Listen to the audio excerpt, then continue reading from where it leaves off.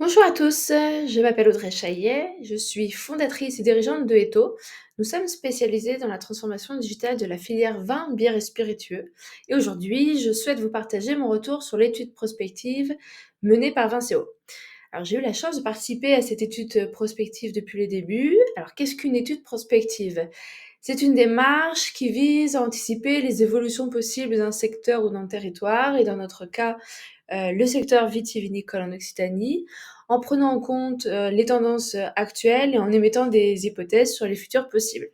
Alors, ce qui m'a particulièrement plu dans cette étude, c'est d'abord la méthode. En effet, grâce à France Agrimaire, on a eu une méthode qui a permis de cadrer le travail et au démarrage, on a abordé un large éventail de sujets. On a fait un énorme brainstorming, ce qui nous a permis de toucher tous les aspects, toutes les problématiques possibles. Et nous avons également pu parler d'autres filières connexes, d'autres territoires, et on n'avait pas d'œillères, c'était vraiment très large. Et donc c'est intéressant parce qu'on ne démarrait pas avec un parti pris, avec des hypothèses données, et on pouvait justement aller creuser tous les champs des possibles. Globalement, et au fur et à mesure des réunions, des rencontres, ce qui en ressort et ce qui vraiment moi, m'intéresse sur cette étude et sur la prospective en général, c'est la diversité des personnes déjà autour de la table, donc qui forment le groupe de l'étude prospective.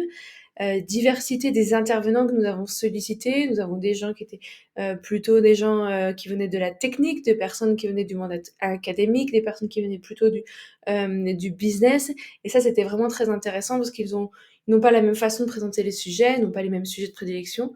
Donc ça encore, on n'avait pas d'œillères là-dessus, et ça, c'était intéressant d'être ouvert à absolument tous les sujets. Alors, ce qui m'interroge aujourd'hui, donc on s'approche de la fin de l'étude prospective. C'est pas tant le fait que l'on va devoir changer notre modèle de production, si on le sait, on a déjà réussi finalement à dépasser certains défis par le passé, des défis de maladies. Voilà, le mildiou, l'oïdium paraissaient être des maladies, ou le phylloxéra qui allaient éradiquer la filière, et non, on a su trouver des solutions. Donc ça, c'est quelque chose, je pense qu'il y aura des solutions, ça ne va pas être simple.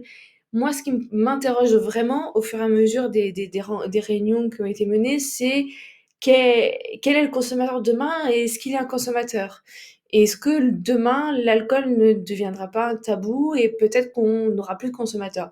Ça, pour moi, c'est vraiment un sujet qui m'interroge. Est-ce qu'il y aura de la consommation de vin demain, dans 10 ans, dans 50 ans? Voilà, ça, c'est un sujet intéressant. Une autre question, qui m'était posée: «Êtes-vous satisfait de contribuer à cet exercice collectif et pourquoi?» Alors, ma réponse est oui, exercice vraiment très intéressant, parce que, on se pose la question de la filière, mais évidemment, cette question, on se la renvoie en miroir et on se pose la question de nous, notre positionnement en tant que chef d'entreprise, en tant qu'entreprise. Et donc, ce qui est intéressant, c'est que on lève la tête du guidon et on se rend compte que certes, on a des problématiques à court terme, mais nos décisions à court terme doivent être valables pour le moyen et long terme. Donc ça, c'est très, très intéressant, et je recommande à tout le monde de pouvoir faire cet exercice-là pour pouvoir, couper dans sa routine et pouvoir lever la tête.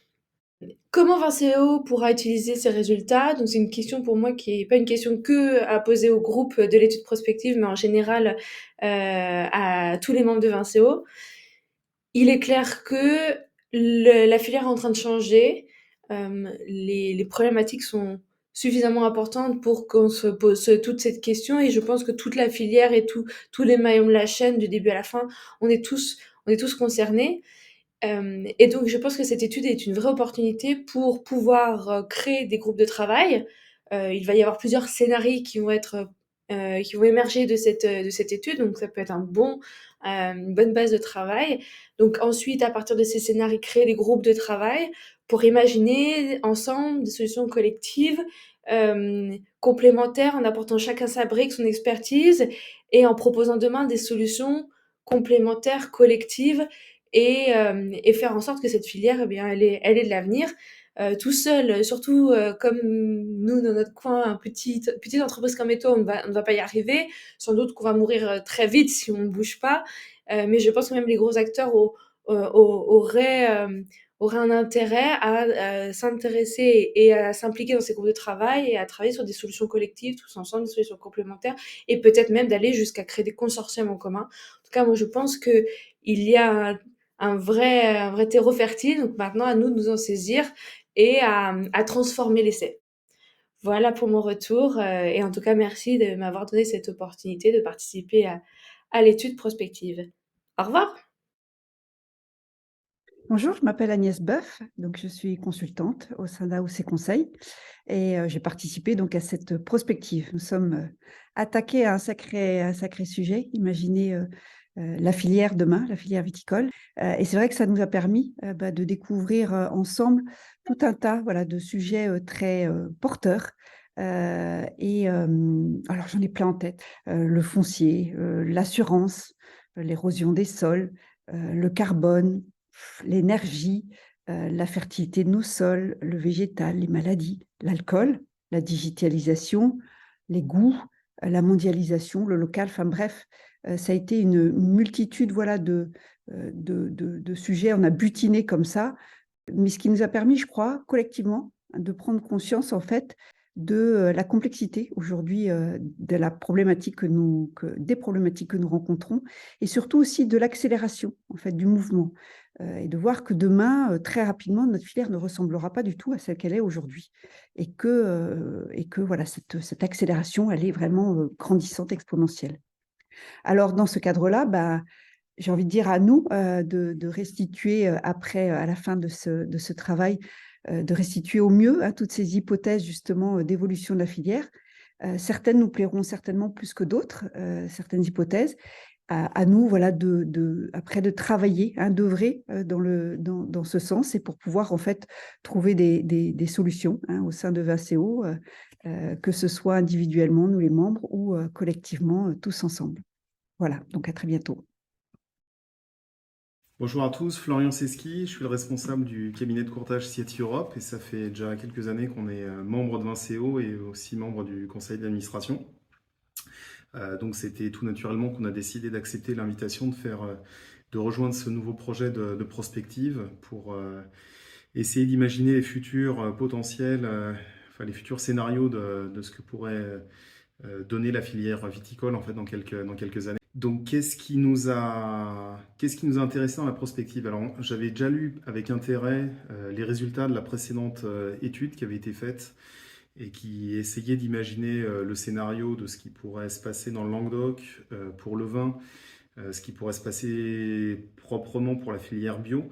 Et je trouve toujours assez intéressant de pouvoir avoir enfin, de cette analyse en fait des signaux faibles et des petites choses qu'on peut sentir à l'époque, de voir est-ce qu'elles vont se matérialiser ou pas. Donc ça, j'étais très curieux intellectuellement de pouvoir rejoindre l'exercice cette fois-ci. Donc ça, c'était notre première motivation. La deuxième, c'était de pouvoir être aussi au contact d'une quinzaine d'autres membres de Vincéo qui viennent tous d'industries différentes. Enfin, je dis industries, qui ont tous en fait un point de vue différent dans la filière. Donc de cet échange de différents points de vue, en fait, on arrive vraiment à avoir une vision à 360 de ce que peut être la filière à date et de ce qu'elle pourrait éventuellement devenir. Les échanges étaient vraiment très riches. Je crois qu'on a dû faire à peu près une dizaine de journées. C'était à chaque fois du bon jus de crâne qui en ressortait avec beaucoup de choses très intéressantes. Et je suis très impatient de voir ce que va donner le résultat. J'espère vraiment qu'on puisse aussi communiquer là-dessus et montrer ce que peut représenter d'ailleurs le club Vincéo en fait, dans ce genre de projet pour la filière viticole. Je pense qu'on était le seul en fait opérateur vrac en fait présent en tant que membre en tant qu'adhérent dans la prospective. Donc on espère avoir apporté un petit bout, une petite spécialité différente en fait à ce que les autres membres pouvaient apporter. Donc je suis curieux de voir effectivement comment a été appréhendé le sujet vrac et comment il va ressortir en fait sur ce que pourrait devenir le futur de notre filière. Je pense que ça va être tout pour le témoignage. Je vous remercie et puis n'hésitez pas à la lire, n'hésitez pas à revenir vers nous si vous avez des questions particulières en fait sur le sujet du vrac. Bonne journée et à très bientôt.